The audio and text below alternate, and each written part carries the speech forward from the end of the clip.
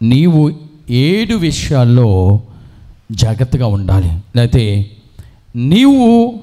నువ్వు ఎదగాలి అంటే, ఉన్నతమైన స్థితికి నువ్వు వెళ్ళాలి అంటే నువ్వు చేయవలసిన పనులు 7 ఉన్నవి. అన్న, తమ్ముడు, అక్క, చెల్లి, వినండి. నువ్వు అంటే నీ జీవితంలో నువ్వు ఒక ఉన్నతమైన స్థితికి వెళ్ళాలి అంటే నీ ఎదుగుదలకు కారణం ఏంటంటే 7 మెట్లు, లేకపోతే 7 కార్యాల ద్వారా. అంటే నువ్వు దేవుల్లో 7 పనులు చేస్తే, దేవుడి విషయంలో నువ్వు 7 పనులు చేస్తే దేవుడు నిన్ను ఒక ఉన్నతమైన స్థితిలోనికి తీసుకుని వెళతాడు. Praise the lord. అర్థమైందన్న వాళ్ళు గట్టిగా క్లాప్స్ కొట్టండి. మొదటిది ఏంటంటే హెబ్రీయులకు రాసిన లేఖ 10వ అధ్యాయము 24-25 వచ్చిన, మనము ఒకరికి ఒకరము సహాయపడుచు ప్రేమను ప్రదర్శించి మేలు చేయుటకు పరస్పరము ప్రేరేపించుకొనుటకు దారులు కొనుక్కుందాము. ఆ దారి ఏదనగా సంఘ సమావేశములో మానుకొనుట కొందరకు అలవాటుగా మారినప్పటికీ మనము మాత్రం ఆ సమావేశమగు అలవాటును విడనాడక ప్రభు దినము సమీపించుచున్నందున ఒకరికి ఒకరు మరింతగా ప్రోత్సహించుకుందాము. అంటే నీవు అభివృద్ధి చెందాలన్నా, నీ జీవితంలో నువ్వు ఒక ఉన్నతమైన స్థితిలో ఉండాలి అన్నా నువ్వేం చేయాలో తెలుసా? దేవుని సన్నిధికి రావాలి. దేవుడు సన్నిధిలో ఏ ప్రార్థనలు అయితే జరుగుతున్నాయో, దేవుని సన్నిధిలో జరిగే ప్రతి కార్యక్రమానికి నువ్వు రావాలి. అప్పుడు దేవుడు నిన్ను ఆశీర్వదిస్తాడు. ఇంటికాడ కూర్చుందాం, ఇవాళ వెళ్ళకపోతే ఏమైందిలే, వర్షం వచ్చిందిగా వెళ్ళకపోతే ఏమైందిలే, లేకపోతే ఈరోజు సీరియల్ వస్తుందిగా వెళ్ళకపోతే ఏమైందిలే, లేకపోతే ఈరోజు వెళ్ళకపోతే ఏమైందిలే అని ఒకవేళ అనారోగ్యంతో బాధపడుతుంటే నో ప్రాబ్లం. అంటే రాలేని పరిస్థితుల్లో మీరుంటే నో ప్రాబ్లం. రాగలిగిన స్థితి ఉండి కూడా వినాలి. ఏంటి ఆశీర్వాదాలు ఊరికే వచ్చేస్తాయా? చూడండి, నువ్వు దేవుని సన్నిధికి రాకుండా, నలుగురితో కూర్చుని వాక్యం వినకుండా, నలుగురితో కూర్చుని ప్రార్థన చేయకుండా, నలుగురితో కలిసి ఆరాధన చేయకుండా, నలుగురితో కలిసి కన్నీటి ప్రార్థన చేయకుండా నువ్వు ఎలా ఆశీర్వదించబడతావు ఒకసారి నువ్వు ఆలోచించు. నువ్వు ఎలా దీవించబడతావు అంటే నీ వంతు నువ్వు కష్టపడకూడదు, నువ్వు ప్రయాసపడి దేవుని సన్నిధికి రాకూడదు, ప్రయాసపడి దేవుని సన్నిధిలో కూర్చోకూడదు, ప్రయాసపడి దేవుని వాక్యం వినకూడదు, ప్రయాసపడి ప్రార్థన చేయకూడదు, ప్రయాసపడి దేవుణ్ణి ఆరాధించకూడదు. కానీ నువ్వు అభివృద్ధి చెందేయాలి అంటే ఉన్నతమైన స్థితిలోకి నువ్వు వెళ్ళిపోవాలి. అది ఎక్కడ న్యాయమండి? అమ్మా, ప్రభు మాట్లాడుతున్నాడు. ఒకరినొకరు ప్రేమించుకుంటూ, ఒకరినొకరు ప్రోత్సహించుకుంటూ, ఒకరికొకరు వాక్యం చెప్పుకుంటూ, ఒకరి గురించి ఒకరు మాట్లాడుకుంటూ ఒక ఆమె పడుకుందంట. ఓ దర్శనం కలిగిందంట ఆమెకి. Praise the Lord. సంతోషంగా ఉన్న వాళ్ళు గట్టిగా ల్యాప్స్ కొట్టండి. ఒక కళ వచ్చిందంట. వాళ్ళ స్నేహితురాలు చనిపోయి నరకానికో ఎక్కడికో వెళ్ళిపోయింది, అంటే చనిపోయింది అంతే. ఆ కళలో చనిపోయిన తర్వాత ఈమెకి ఒక లెటర్ రాసింది. ఎక్కడి నుంచి? పరలోకం నుంచో నరకం నుంచో ఒక లెటర్ రాసింది. ఎక్కడి నుంచి అంటే నరకం నుంచి ఒక లెటర్ వచ్చింది. ఎవరికి? ఈమెకి. ఎక్కడ? కలలో నరకం నుంచి లెటర్ రాసిందన్నమాట. ఏమని రాసిందంటే ఆమె, అమ్మా సునీత, నువ్వు నేను చిన్నప్పటి నుంచి స్నేహితులమి. నువ్వు చర్చికి వెళ్ళేదా? నేను చర్చికి వెళ్ళలేదాన్ని కాదు. మన ఇద్దరం చాలాసార్లు కూర్చుని భోజనం చేసాము, చాలాసార్లు పిక్నిక్లకి వెళ్ళాము, చాలాసార్లు పెళ్ళిళ్ళకి పేరంటాలకు వెళ్ళాము, చాలాసార్లు అంటే నేను జీవించినన్నాళ్ళు మన ఇద్దరం చాలా సమయం గడిపాము.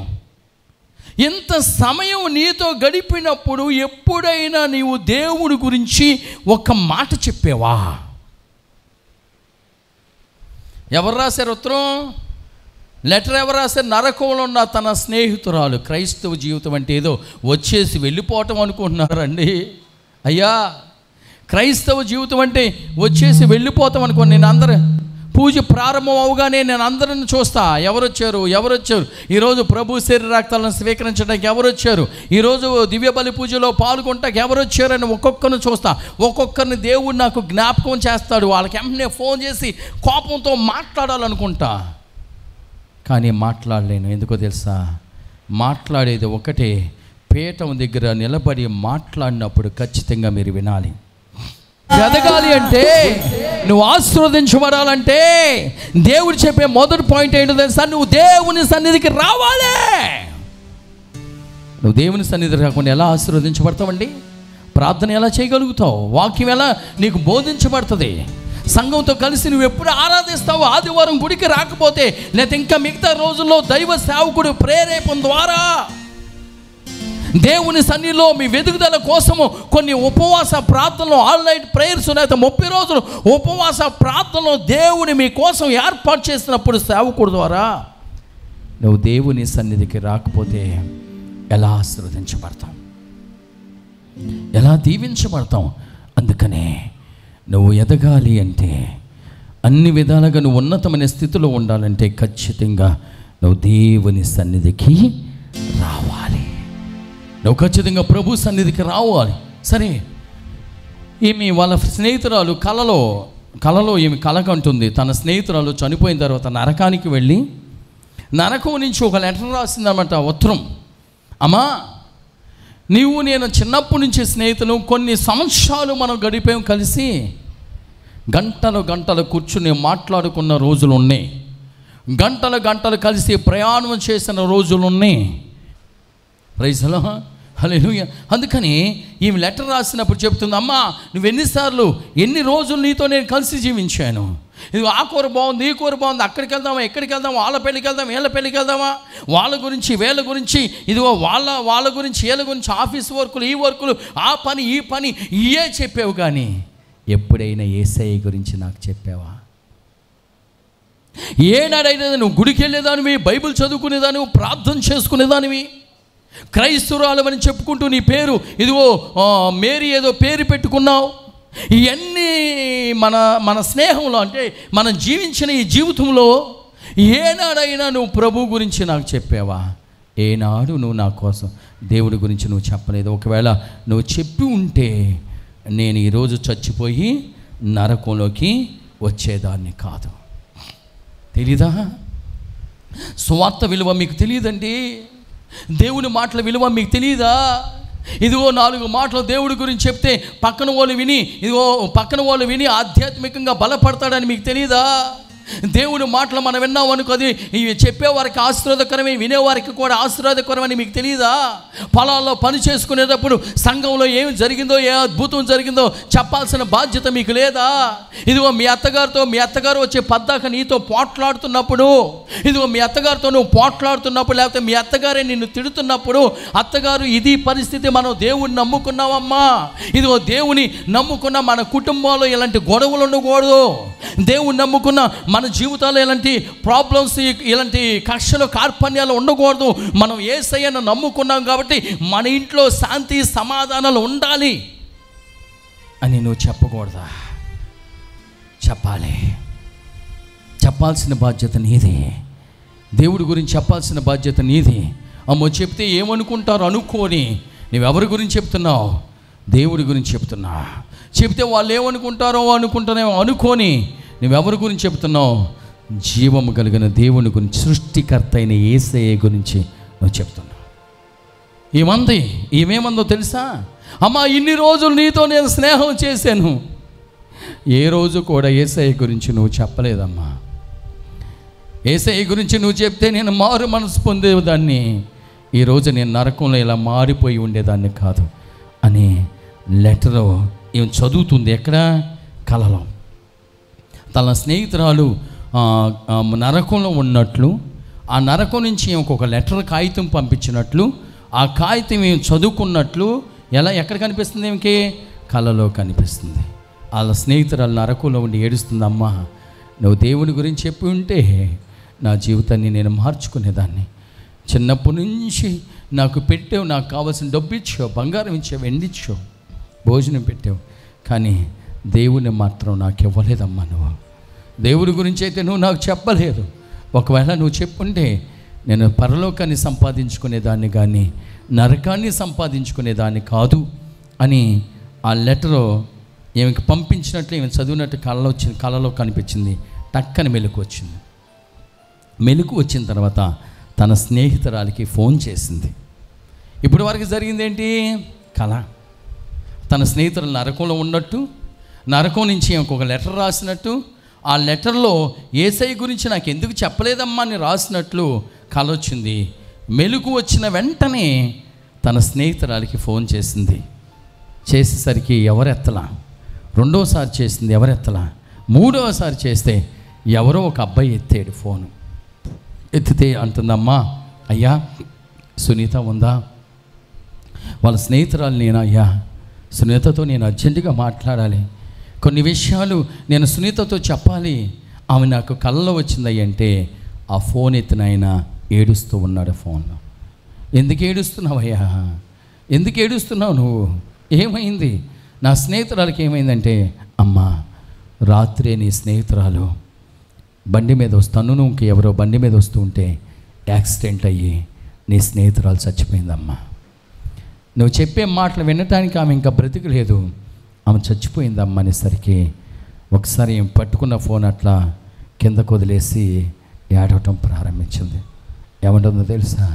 యేసయ్యా ఎంతకాలం నా స్నేహితురాలు నా వెనకాలే తిప్పుకున్నాను, నాతో పాటే భోజనం చేసింది, ఎంతో సమయం నా స్నేహితురాలతో నేను గడిపాను, ఒక్కరోజు కూడా నీ గురించి నేను చెప్పలేదు యేసయ్యా. ఈరోజు చెప్పుదామనుకునేసరికి నా స్నేహితురాలు చచ్చిపోయింది. ఆమె నరకానికి వెళ్ళటానికి కారణం ఎవరో తెలుసా? నేనే. నాకు ఇచ్చుంటో బాధ్యత ఇచ్చావు, ఎన్నోసార్లు నన్ను ప్రేరేపించావు, నువ్వు ఎన్నోసార్లు నీ స్నేహితులను గుడికి తీసుకెళ్ళమని నన్ను ఎన్నోసార్లు నువ్వు ప్రేరేపించినా నా హృదయం ఎక్కడుంది? ఎక్కడుంది? నీ మాట వెళ్ళలా నా హృదయం, నీ మాట వెళ్ళా. నేను నా ఆలోచనలు, నా చూపులన్నీ కూడా లోకానుసారంగా ఉండిపోయినాయి. నా శరీరం అంతా లోకానుసారమైన శరీరంగా ఉండిపోయింది. నువ్వు చెప్పే మాటలు నేను వినలేదయ్యా. ఈరోజు నా స్నేహితురాలు నేను పోగొట్టుకున్నాను. ఒకవేళ నా స్నేహితురాలు నరకానికి వెళ్ళిందంటే కారకురాలు నేనేనని ఆ సహోదరి ఏడుస్తూ ప్రారంభించింది. ఎందుకు చెప్తున్నాను తెలుసా? దేవుని బిడ్డలారా, ప్రభు కోసం నువ్వు ప్రయాసపడాలి, దేవుని కోసం నువ్వు ప్రయాసపడాలి. దేవుని మాటలు చెప్పడానికి నువ్వు సంతోషంగా ఉండాలి, దేవుని మాటలు చెప్పడానికి నువ్వు ఆశ కలిగి ఉండాలి. ఇరుగు పొరుగు గురించి, వాళ్ళ గురించి, వీళ్ళ గురించి, వాళ్ళ గురించి, వీళ్ళ గురించి రకరకాలుగా నువ్వు చెప్తావు. దేవుని మాటలు ఎందుకు చెప్పలేకపోతున్నావు? పెళ్ళికి వెళ్ళా, పెళ్ళికో ఇదో ప్రోగ్రామ్కి వెళ్ళా. Praise the Lord. పెళ్ళికి వెళ్ళిన తర్వాత ఒకడు తాగి ఉన్నాడు, తాగి అలా తూగుతూ ఉన్నాడు. ఆయన మాటలో నాకు తేడా కనిపించింది. వెళ్ళి ఆయన కొంచెం తెలిసిన ఆయననే వెళ్ళి ఏంటి అన్న అంతే అనేసరికి ఏమన్నాడు, అరే జేవిఆర్ ఫాదర్ గారు వచ్చాడు, ఎంత మంచోడు తెలుసా, ఎలా ప్రార్థన చేస్తాడు తెలుసా, ఈయన చాలా మంచోడురా, ఆయన దగ్గరికి వచ్చిన వాళ్ళందరికీ భోజనాలు పెడతారా, మేమంటే కూడా అభిమానమే, మా ఆవిడ ప్రతి ఆదివారం అక్కడికి వెళ్ళిపోద్ది, ఏదైనా సమస్య వచ్చినప్పుడు మేము ఫోన్ చేస్తాం, ప్రార్థన అన్నీ మంచిగా జరుగుతాయి, అబ్బో ఈయన చాలా మేలు చేశాడు అన్నాడు. అంతే. అంటే ఏంటి?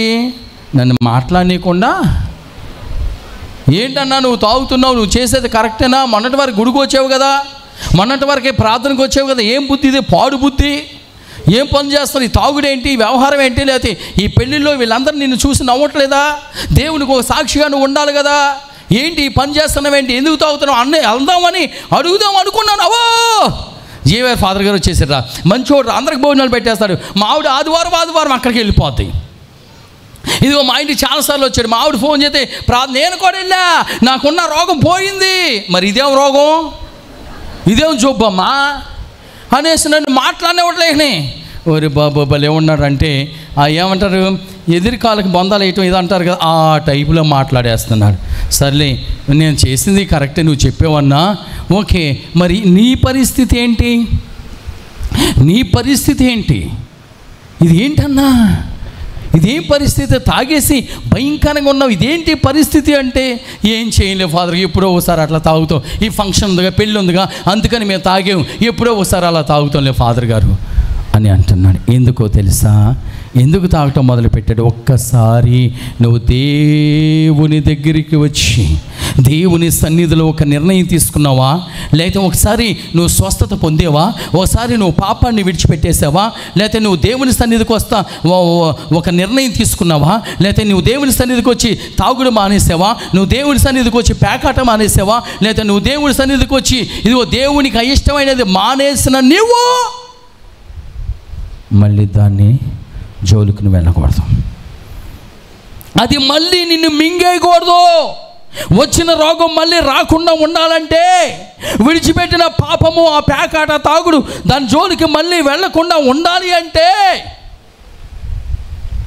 ఏం చేయాలో తెలుసా? నువ్వు ఒకదాన్ని సంపాదించేసుకోవాలి ఇమీడియట్లుగా, అదే నిన్ను నడిపించేది. ఇదిగో మళ్ళీ చేసిన అంటే రోగాన్ని నుంచి దేవుడు నిన్ను స్వస్థపరిచాడు, పేకాట నుంచి దేవుడు నిన్ను విడిపించాడు, తాగు నుంచి దేవుడు నిన్ను విడిపించాడు, లేకపోతే ఇంట్లో ఉన్న బలహీనతల నుంచి నిన్ను దేవుడు విడిపించాడు, అప్పుల సమస్య నుంచి దేవుడు నిన్ను విడిపించాడు, లేకపోతే భర్తని మార్చాడు, భార్యని మార్చాడు దేవుడు, లేకపోతే నీ కుటుంబంలో ఉన్న శోధన నుంచి దేవుడు నిన్ను విడిపించాడు అన్నప్పుడు అది మళ్ళీ నిన్ను మింగకుండా ఉండాలంటే, మళ్ళీ ఆ పాత జీవితంలోకి నువ్వు వెళ్ళకుండా ఉండాలి అంటే నువ్వేం సంపాదించుకోవాలి? ఒకటి సంపాదించుకోవాలి. ఏంటిది? పరిశుద్ధాత్మను పొందుకోవాలి. అర్థమైందన్న వాళ్ళు గట్టి క్లాస్ కొట్టండి. పరిశుద్ధాత్మను నువ్వు పొందుకోవాలి. నేను చెప్పే మాట ఏంటంటే, దేవుని ఆత్మతో మనం నడిపించబడితే, దేవుని శక్తితో మనం నడిపించబడితే దేవుడు మన చెయ్యి పట్టుకుని మనం నడిపిస్తాడు. కాదు, మనకు జరగబోయే విషయాలను దేవుడు తెలియపరుస్తాడు, జరిగిన విషయాలను దేవుడు గుర్తు చేస్తాడు. మనం ఎలా నడవాలో, కష్టాలు వచ్చినప్పుడు ఎలా ముందుకు వెళ్ళిపోవాలో, శోధనలు వచ్చినప్పుడు ఎలా ముందుకు వెళ్ళిపోవాలో, మళ్ళీ పాపం వల్ల ప్రేరేపించినప్పుడు ఎలా ముందుకు వెళ్ళిపోవాలో, మళ్ళీ పేకాట ఆడాలనిపించినప్పుడు ఎలా ముందుకు వెళ్ళిపోవాలో, మళ్ళీ తాగాలనిపించినప్పుడు ఎలా ముందుకు వెళ్ళిపోవాలో, మళ్ళీ ఇదిగో పాత జీవితం వైపుకి మనం వెనక్కి తిరిగి చూసినప్పుడు ఆ వెనక్కి తిరగకుండా దేవుడు మనల్ని ముందుకు ఎలా నడిపించాలో పరిశుద్ధాత్మ దేవుడు మనల్ని నడిపిస్తాడు. అందుకని మనం ఎదుగుదల మన జీవితంలో ఉండాలంటే మనం ఏం చేయాలమ్మా? పరిశుద్ధాత్మను పొందుకోవాలి. ఒక్క మాట చదువుకుందాం. గలతీయులకు రాసిన లేఖ 5వ అధ్యాయం 25వ వచనం. మనం ఆత్మను అనుసరించి జీవించే వారమైనచో ఆత్మను అనుసరించి క్రమముగా నడుచుకుందాము. మనం ఏం చేయాలంట? పరిశుద్ధాత్మను పొందుకుని ముందుకు సాగిపోవాలి. రెండవదే ఒకటేది, ఇది ఒకటవ అభివృద్ధికి కారణం ఒకటో వచ్చిన రెండోది ఇది 2. మొదటిగా మనం ఏం చేయాలి? దేవుని సన్నిధికి రావాలి. ఇళ్ళల్లో కాదు, ఇళ్ళల్లో ఉంటే ఏమి రాదు. దేవుని సన్నిధికి వస్తే మనం ఆశీర్వదించబడతాం. దేవుని సన్నిధికి వస్తే మనం ఆశీర్వదించబడతాం. దేవుని సన్నిధికి వస్తాం. రెండవది ఏంటి? పరిశుద్ధాత్మను పొందుకోవాలి. దేవుని ఆత్మను పొందుకోవాలి. ఎక్కడేసిన గొంగలు అక్కడే, ఎక్కడేసిన గొంగలు అక్కడే, ఎక్కడేసిన గొంగలు అక్కడే. కొంతమంది అన్ని సంవత్సరాలు 10, 20, 30 సంవత్సరాలు వచ్చిన ఆత్మ అంటే వాళ్ళకి తెలీదు, ఆత్మ నడిపింపు అంటే వాళ్ళకి తెలీదు. అసలు మనం దేవుని శక్తి చేత నడిపించబడుతున్నామా, దెయ్యం శక్తి చేత నడిపించబడుతున్నామా తెలీదు. మనం ప్రభు మాట వింటున్నావా, దెయ్యం మాట వింటున్నావా అనేది తెలీదు. మనం ఆధ్యాత్మికంగా ఉన్నావా, లోకానుసారంగా జీవిస్తున్నామా అనేది తెలియదు. నలగొట్టబడితే హృదయమా, విరిగి నలిగిన హృదయాలకి తెలుసు మనం ఏ విధంగా ఉన్నామనేది. విరిగి నలిగిన హృదయాలకు తెలుస్తుంది మనం ఆధ్యాత్మికంగా ఉన్నావు. గుడికి వస్తాను ఉంటావు, తాగేవాడు తాగుతూనే ఉంటాడు. గుడికి వస్తాను ఉంటావు, చెడు స్నేహం చేసేవాడు చెడు స్నేహం చేస్తూనే ఉంటాడు. గుడికి వస్తాను ఉంటావు, సినిమాలకు వెళ్ళేవాళ్ళు సినిమాలకు వెళ్తాను. గుడికి వస్తాను ఉంటావు, సీరియల్ చూసేవాళ్ళు. మన ఇంట్లో టక్కన ఎంటర్ అయ్యా, అమ్మగారు కాలు మీద కాలు వేసుకుని సీరియల్ చూస్తూ ఉంది. ఇక నాకు అవకాశం లేదు, అక్కడ రిమోట్ దగ్గర లేదు. ఫాదర్ గారు రాగానే రిమోట్ కంట్రోల్ టక్కన ఆపుదామంటే రిమోట్ దగ్గర లేదు. ఆపడానికి అవకాశం లేక మీరు వచ్చారా అంటుంది. ఆమె వెళ్ళిపోమంటావా? వెళ్ళిపోమంటే వెళ్ళిపోతా. మీరు వచ్చారు ఏం మాట్లాడదు తెలియగా మీరు వచ్చారా అంటుంది. నేను రాక ఎవరు వస్తారమ్మా, సేవకుడు రాక అంటే ఎందుకు వచ్చానంటే ఈ పాంప్లెట్ పంటకి వెళ్ళా. అమ్మగారు సీరియల్ చూస్తాం. ఇంకేంటి ఆత్మ, ఇంకేం ఆత్మమ్మా, ఆత్మ ఎక్కడి నుంచి వస్తామా? నువ్వు ఆత్మను కలిగి ఉంటే మళ్ళీ పాపం అనేది నిన్ను మింగదు.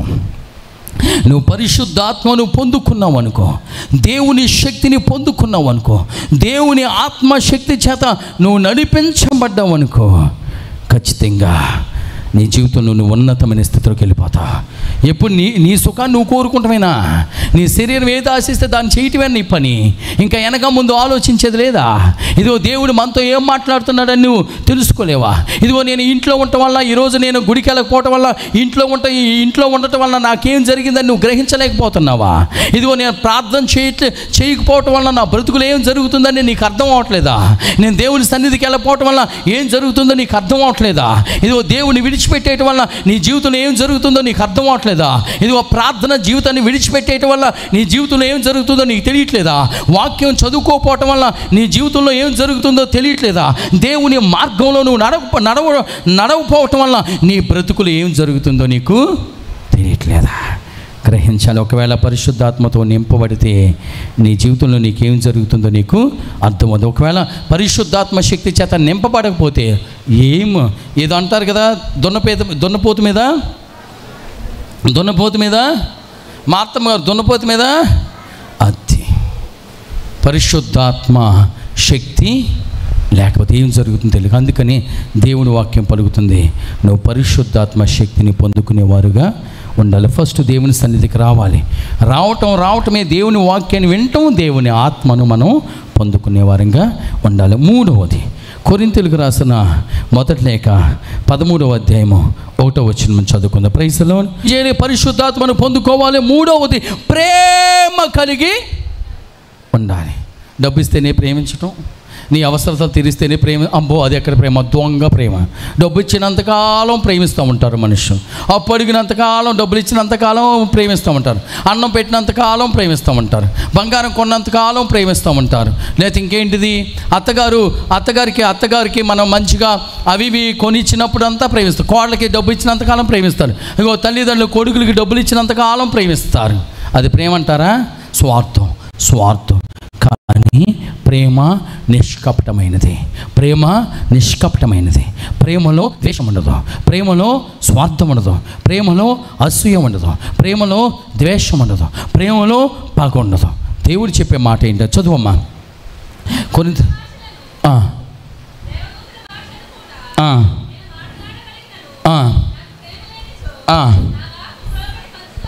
చూడండి, నువ్వు ప్రార్థన చేయి, భాషలో మాట్లాడు, మార్తంలాగా నువ్వు ఏమంటారు, ప్రార్థన చేయి, భాషలో మాట్లాడు, వాక్యం చెప్పు, కబుర్లు చెప్పు, సోది చెప్పు, లేకపోతే రకరకాలుగా మనుషులు ఆకట్టుకోవడం రకరకాలైన మాటలు చెప్పు.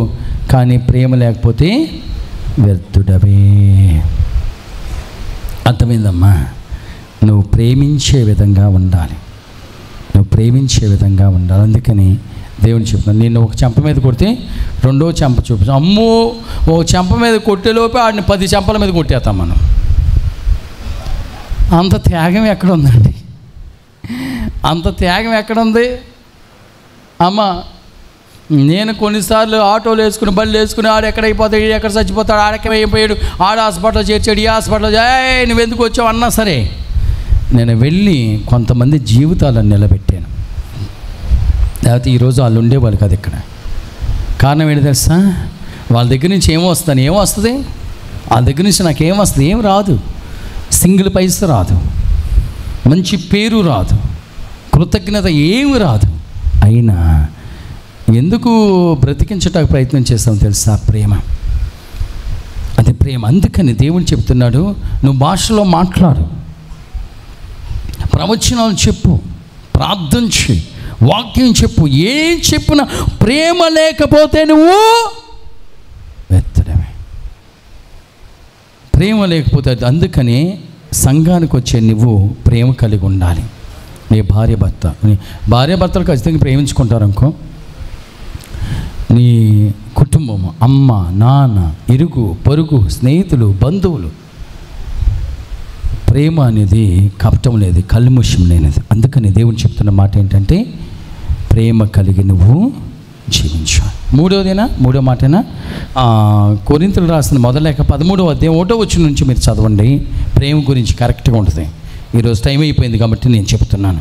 నువ్వు అభివృద్ధి చెందాలంటే, ఆశీర్వదించబడాలంటే నీలో ఏం కావాలి?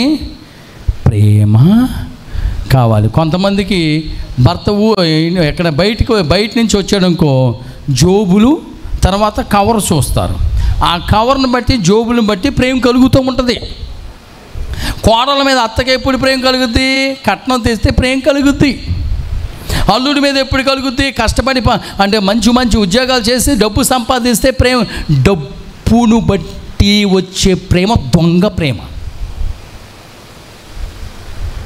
అవసరాలను బట్టి చూపించే ప్రేమ దొంగ ప్రేమ. నీ స్వార్థం కోసం చూపించే ప్రేమ దొంగ ప్రేమ. ఎవరు చూపించమన్నాడు దొంగ ప్రేమని? ఎవరు చూపించమన్నారు దొంగ ప్రేమని? దేవుని చెప్పాడా? దేవుడు చెప్పాడు ఇక్కడ? దేవుడు ఏమన్నా దొంగ ప్రేమను చూపించమన్నాడా? చూపించమన్నా నిజమైన ప్రేమను చూపించమన్నాడు. అమ్మ ఉండమ్మా, ఈరోజు ఉండమ్మా, నువ్వు ఉండమ్మా అంటాడు పైకి. అమ్మ ఇప్పుడు వెళ్ళిపోతే బాగుంటుంది అనుకుంటాడు. దొంగ ప్రేమ. ఒకడన్నంట ఆఫీసరు, చిన్నపిల్లలకి ఏం తెలుసు, ఆఫీసర్ గారికి ఒకడు భోజనం కోసం ఆఫీసర్ని పిలిచాడంట భోజనం పెడతానికి. మేము జీవించేది నకిలీ ప్రేమలా లేకపోతే మంచి ప్రేమలా? మా పట్ల చూపించే ప్రేమలు మీ అర్థమైందమ్మా? నా పట్ల మీరు చూపించే ప్రేమ ఏం ప్రేమ? మంచి ప్రేమనా? ఏంటి మాట్లాడతలేదేంటమ్మా? మంచి ప్రేమ అన్న వాళ్ళు గట్టి క్లాప్స్ కొట్టండి. Praise the lord. మీ పట్ల చూపించే నా ప్రేమ కూడా మంచి ప్రేమ. ఇక్కడ నుంచి చెప్తున్నాగా, నా ప్రేమలో ఏం దోషం లేదు, నిజమైన ప్రేమ చూపిస్తున్నాను. ఒక ఆఫీసర్ గారిని ఇంటికి భోజనానికి పిలిచారంట. ఇది క్లర్కు, ఆయన ఆఫీసరు. భోజనం పెట్టేసి సార్ వేసుకోండి సార్ మీకోసం ఆవిడ చేసింది సార్, ఇదిగో సార్ పీతల కూర సార్ మాంసం కూర సార్ చేపల కూర సార్ మీరు తినేయాలి, మొత్తం ఖాళీ చేసేయాలి సార్, ప్లీజ్ సార్ మీరు తినండి సార్ అని. అమ్మో నోట్లో కుక్కుతుంటే ఈడు అనుకున్నాడు ఆఫీసరు, అబ్బాయి ఎంత మంచి ఫ్యామిలీ, ఎంత ప్రేమ, అబ్బో ఈ ప్రేమ మా ఆవిడ దగ్గర కూడా నేను చూడలేదు, అబ్బాయి ఎంత మంచి ప్రేమ అనుకునేసరికి ఆ కొడుకు వచ్చాడంట బయట నుంచి లోనకు వచ్చాడంట కొడుకు, బొడ్డోడు. అది తెలిస్తే, యా మమ్మీ మీరు మధ్యాహ్నం మాట్లాడుకున్నారుగా ఒక దున్నపోత వస్తుందని, ఆ దున్నపోత వచ్చి దున్నపోతులాగా తింటుందని అనుకున్నారుగా మమ్మీ, దున్నపోత వచ్చిందా అన్నాడంట ఈడు కుర్రోడు. ఈడు బాగా ఇక్కడ వరకు మెక్కేస్తున్నాడు ఆఫీసరు, బెత్తర చూస్తున్నాడంట. మళ్ళీ ఈ పిల్లోడు, చెప్పండి డాడీ ఆ దున్నపోత వచ్చి మన ఇంట్లో తిని వెళ్ళిపోద్దని చెప్పారు, ఆ దున్నపోత వచ్చిందో చూపించండి డాడీ అన్నాడంట. అనేసరికి ఈడికి అప్పుడు వెలిగింది బల్బు. అంటే వీళ్ళు నా గురించే పొద్దున్న మాట్లాడుకుని ఉంటారు, నన్ను భోజనానికి పిలిచి దున్నపోతులాగా తిని వెళ్తానని మాట్లాడుకుని ఉంటారు, అందుకని ఆ చిన్నపిల్లోడు కలిమిషం తెలియదు కదా, అందుకని ఇలా ఆ పిల్లోడు ఈయన ఉంటాడు, అందుకని ఇలా అంటున్నాడని ఇక్కడ పీకల వరకు వెళ్ళిన అన్నం బయటికి కక్కేసేసి, అయ్యా మీకు దొంగ ప్రేమకు నమస్కారం అండి, నా దగ్గర నుంచి ఏం కావాలరా మీకు చెప్పండి ఇస్తాను, కానీ ఇలా నటించే ప్రేమ మాత్రం నా దగ్గర చూపే. నీకు ప్రమోషన్ కావాలా? ఇస్తా.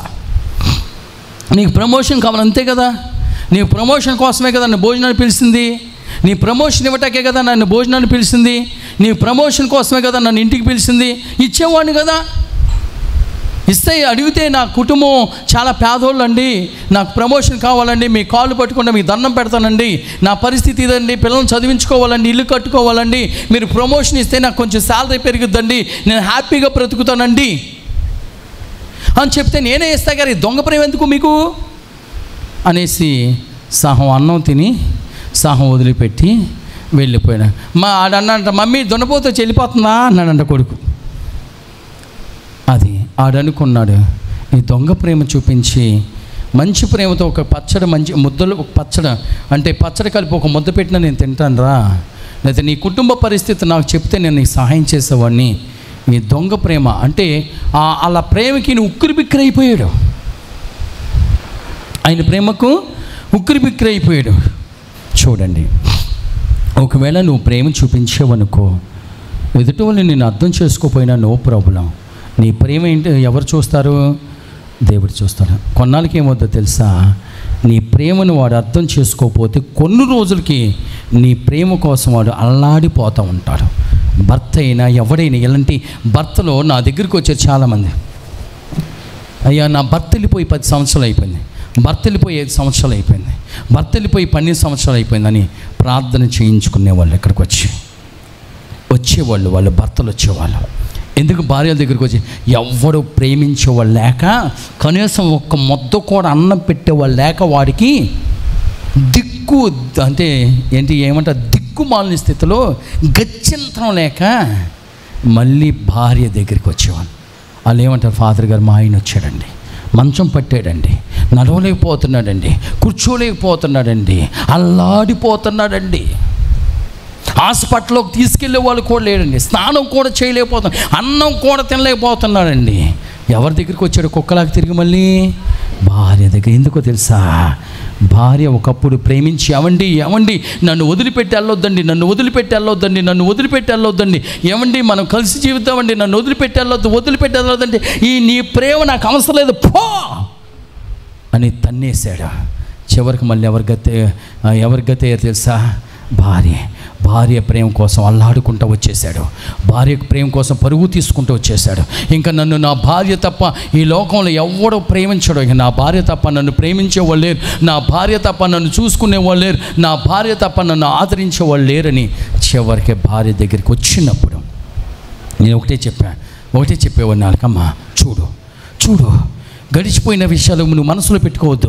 చూడు, వాడు చచ్చిపోయే వరకు నువ్వు ఎంత ప్రేమను పంచుతావు అంత ప్రేమను పంచు. ఒకవేళ ఆడు నీ ప్రేమను అర్థం చేసుకోలేకపోయినా దేవుడు నీ ప్రేమను అర్థం చేసుకో. ఒకవేళ నిన్ను పరీక్షించడానికి దేవుడు మళ్ళా నీ భర్తను నీ దగ్గరికి నడిపించాడేమో, నీ ఓర్పును పరీక్షించడానికి, లేదా అసలు నువ్వు ప్రేమించే గుణం ఉందా లేదా, క్షమించే గుణం ఉందా లేదా, ఆదరించే గుణం ఉందా లేదా అని దేవుడు నిన్ను పరీక్షించడానికి మళ్ళీ నీ భర్తను దేవుడు నీ దగ్గరికి పంపించాడేమో. నువ్వు వెనకాడొద్దు, నీ భర్తను చూసుకో అని చెప్పాను. అలా చూసుకున్న వాళ్ళు చాలామంది ఉన్నారు ఇక్కడ.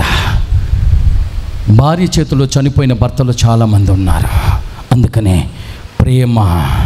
ప్రేమలో కల్ముషం ఉండకూడదు. దొనపోదు వచ్చాడా నాన్న, దొనపోదు వచ్చిందా, వండి నేను తినేసిందా అనే పరిస్థితిగా దొంగ ప్రేమలు చూపించే వారంగా మనం ఉండకూడదు. దొంగ ప్రేమలో చేతులు ఉన్నదాన్ని బట్టి ప్రేమించడం కాదు, ఉద్యోగాలను బట్టి ప్రేమించడం కాదు, అవసరతలను బట్టి ప్రేమించడం కాదు, అక్కర్లను బట్టి ప్రేమించడం కాదు, డబ్బు సంపాదించే వాళ్ళని ప్రేమించడం కాదు, పదవి ఉన్న వాళ్ళని ప్రేమించడం కాదు, పేరు ప్రతిష్టలు ఉన్న వాళ్ళని ప్రేమించడం కాదు. నువ్వు ప్రేమించాలంటే ప్రతి ఒక్కరిని ప్రేమించే విధంగా ఉండాలి. 3వది అయిపోయింది. ఫస్ట్ ఏంటి, గుడికి రావాలి. 2వది పరిశుద్ధాత్మ. 3వది ప్రేమ. 4వది కొరింథీయులకు రాసిన లేఖ 2వ లేఖ 9:5-7 కనుక ఈ సోదరులు నాకంటే ముందు మేము చేరినట్టు ప్రోత్సహించడం అవసరమని తలంచి మీరు వాగ్దానం అనొచ్చిన దానము వారు ముందుగానే సిద్ధమనొచ్చుదురు. ఆవల నేను వచ్చినప్పుడు అది సిద్ధంగానే ఉండగలదు. అంతేకాక మీరు ఇచ్చుట కాక ఇయ్యవలెననిడి కోరిక ఇచ్చితరని అది స్పష్టంగా చేయను. విత్తనములు చల్లిన వానికి కొలది పంటయే పండును, ఎక్కువ విత్తనములు చల్లిన వానికి ఎక్కువ పంట పండును. ఇది జ్ఞాపకం ఉంచుకోండి. కావున చింతతో కాక ఒత్తిడి వలన కాక ప్రతి వ్యక్తి తనకు తోచినట్లు దానం వనర్పవలెను. సంతోషంతో దానం వనర్చువానిని దేవుడు ప్రేమించను. అంటే దేవుని సన్నిధికి వచ్చిన మనం ఇచ్చేవారంగా ఉండాలి. రావాలను ఇవ్వాలిగా, నువ్వు ఇస్తే వస్తుందిగా. నువ్వు సమయం ఇచ్చి పని చేస్తేనేగా కూలి వచ్చేది, పనికి వెళ్తేనేగా కూలి వచ్చేది, ఉద్యోగం చేస్తేనేగా జీతం వచ్చేది, లేకపోతే వ్యాపారం చేస్తేనేగా జీతం వచ్చేది, లేకపోతే వస్తువులు తయారు చేస్తేనేగా డబ్బులు వచ్చేది, కోతకు వస్తేనేగా డబ్బులు వచ్చేది. అంటే నువ్వేమి చేయొద్దు, రావాలి. లారీలు వచ్చి పడిపోవాలి ఆశీర్వాదాలు. దేవుని సన్నిధికి వచ్చేవాళ్ళు దేవునికి ఇవ్వటం నేర్చుకోండి. దేవుని సన్నిధికి వచ్చేవాళ్ళు దేవునికి ఇవ్వటం నేర్చుకోండి. పేదలకు సహాయం చేయటం నేర్చుకోండి. అప్పుడు దేవుడు మిమ్మల్ని ఆశీర్వదిస్తాడు. మొదటిగా గుడికి రావాలి. 2వది పరిశుద్ధాత్మ. 3వది ప్రేమ కలిగి. 4వది ఇవ్వటం నేర్చుకోండి. 5వది ఎఫెసీయులకు రాసిన లేఖ 4వ అధ్యాయము 23వ వచనం. త్వరగా అమ్మ గుర్తుందా? ఫస్ట్ది ఏంటి చెప్పండి త్వరగా. దేవుని సన్నిధికి రావాలి, ఆశీర్వదించబడాలి. 2వది ఆత్మను పొందుకోవాలి. 3వది ప్రేమ కలుగు. నాలుగవది ఇచ్చుట నేర్చుకోవాలి. మెల్కీసెదెకుకి ఎవరు కానుకలు ఇచ్చారు? అబ్రహాము దశమ భాగంలో కానుకలను సమర్పించాడు. నువ్వు ఇవ్వకపోతే నీకు దేవుడు ఎలా ఇస్తాడు? నీకు ఇచ్చే బుద్ధి ఉండాలిగా. ముందు నీకు ఇచ్చే బుద్ధి ఉంటే దేవుడు నీకు ఇస్తాడు. నిన్న ఉదయమే అసలు ఎన్ని గొప్ప సాక్ష్యాలండి. ఇక్కడ మార్నింగ్ నేను ప్రార్థన చేసుకున్నా ఫైనాన్షియల్గా. ఇలాంటివన్నీ దేవుడు తీరుస్తూ ఉంటాడు. దేవుడిని అడిగే, ప్రభా మరి అంటే కొంచెం ఆర్థికంగా నేను ఇబ్బంది పడుతున్నాను, నాకు సహాయం చేయ ప్రభా అని ప్రార్థన చేసుకున్నాం. షెడ్ గురించి ప్రార్థన చేశాం. సాయంత్రం ఒక పేదవాళ్ళు నాకు ఫోన్ చేశారు. ఏంటమ్మా అంటే, ఫాదర్ గారు మీరు ఉన్నారా, వస్తున్నాము అన్నారు. సరే రండమ్మా అన్న. వచ్చిన తర్వాత ఒక సాక్ష్యం చెప్పారు వాళ్ళు. ఏంటమ్మా, మా మనవరాలికి ఒకప్పుడు బాగోలేదు, వాళ్ళమ్మ కువైట్లో ఉంటుంది, కువైట్లో ఉంది, ఆమెకి అలా పాపగా బాగోలేదని మేము చెప్పినప్పుడు ఆమె ప్రార్థన చేసుకుందంట. ప్రభువా, నా కుమార్తెను స్వస్థపరిస్తే 1 నెల జీతం జేవిఆర్ ఫాదర్ గారికి ఆ మందిరానికి నేను పంపిస్తానయ్యా, నా కూతుర్ని స్వస్థపరచు ప్రభువా అని ప్రార్థన చేసుకుందంట. దేవుడు తన కుమార్తెను స్వస్థపరిచాడు. సమయం గడుపు దేవుని సన్నిధిలో. దేవుని సమయాన్ని ఇవ్వు. నీ కష్టార్జితంలో దేవునికి ఇవ్వు. నువ్వు ఇవ్వాల్సింది దేవునికి ఇచ్చేసేయి. నువ్వు సమయం గడపాల్సింది దేవుని సన్నిధిలో గడుపు. ఎన్ని నువ్వు చెయ్యి, అప్పుడు దేవుడు నిన్ను ఆశీర్వదిస్తాడు. లాక్కోవటమే కాదు. రా రా రా రా స్వార్థం పనిచేయదు. స్వార్థం పనిచేయదు. క్రైస్తవులకి స్వార్థం పనిచేయదు. నేను నేను నేను నేను ఆరోగ్యం, నేను సేఫ్కుంటే చాలు, నేను తింటే చాలు, నేను బ్రతికితే చాలు, లేకపోతే నేను సంపాదించుకుంటే చాలు, నేను మేడల్లో మిద్దుల్లో ఉంటే చాలు, నేను కారులో తిరిగితే చాలు, నేను బంగారం ధరిస్తే చాలు. నేను అనేది పక్కన పెట్టు. నేను అనేది పక్కన పెట్టు. నేను, నా దేవుడు, నా ప్రజలు, నా కుటుంబం, నేను అనేది పక్కన పెట్టు. నీవని నీ పొరుగు వారిని ప్రేమించమని దేవుడు చెప్పాడు. కాబట్టి నాలుగవది ఏంటండి? ఇచ్చేవారిగా ఉండాలి. 5వది ఎఫెసీయులకు రాసిన లేఖ 4వ అధ్యాయం 23వ వచనం నుంచి 32వ వచనం. Praise the lord, hallelujah.